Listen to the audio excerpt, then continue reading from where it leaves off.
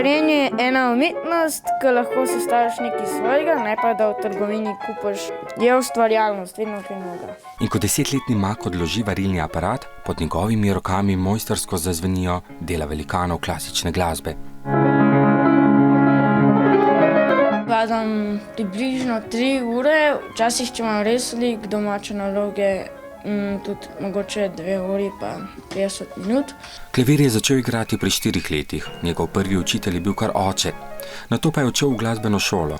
Danes ure klavirja obiskuje tudi na konzervatoriju za glasbo. Moji najljubši skladatelji so Chopin, Liszt pa Grieg. Pa se ne da povedati, zakaj jih imaš rad. Če jih imaš rad, jih imaš rad. To se ne da povedati. Ja, malo bolj tiho. Mak ima izjemen posluh. Bolj kot preko branja not se večino skladb nauči že po prvem poslušanju, ko mu te skladbe na klavirca igra oče.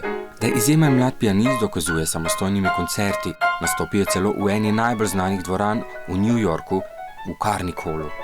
Včasih, ko sem poslušal ostale otroke, sem se vedno bal, a on zdaj boljši igra od mene, a sem jaz slab. In zdaj že mogoče vem, da sem veliko boljši od ostalih majhnih.